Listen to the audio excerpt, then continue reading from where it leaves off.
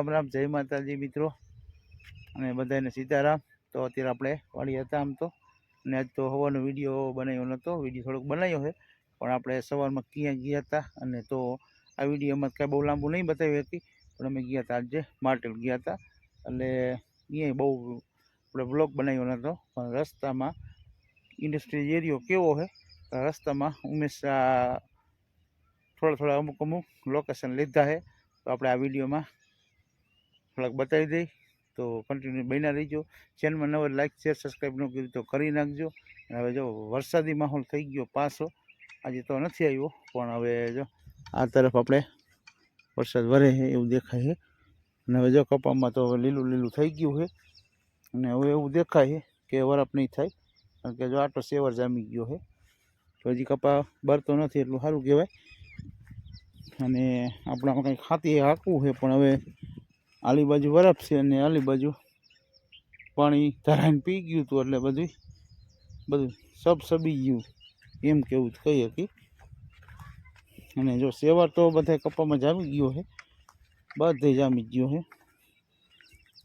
અને હવે બરફ થતી આવે છે, કારણ કે કાલે વરસાદ નહોતો અને આજે નહોતો, 2 દિવસથી તો છાંટા નથી આવ્યા, આવું બધું છે।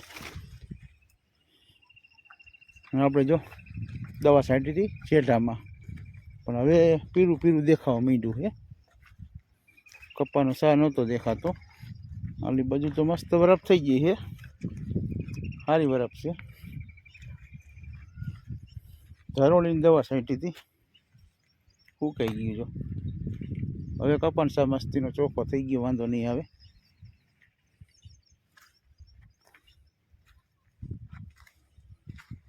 અને હવે આ કપા એ જ મોટો થતો આવે છે, અમુક જગ્યાએ થઈ ગયો ટીસણ હમાણો, ઓલી વાળી છે સારો, અહીંયા આવડો જ કપા છે, અહીંયા થોડોક નાનો મોટો છે, આની ઘોડે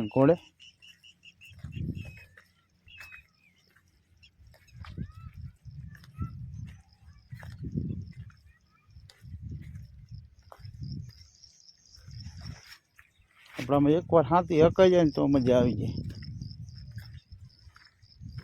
નાનું ખડ ઉગાવો બધું સાફ થઈ જાય।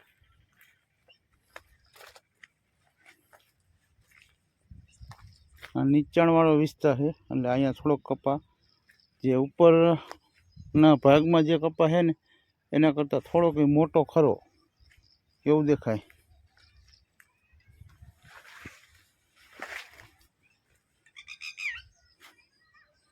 સુરત દાદા છે જેટલા ધોશે ધાબળ થઈ ગયું છે।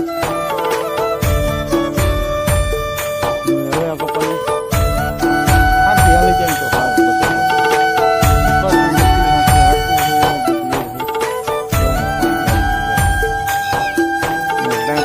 ધોવાનું હોય ને પાણી ઢોરે ને એટલે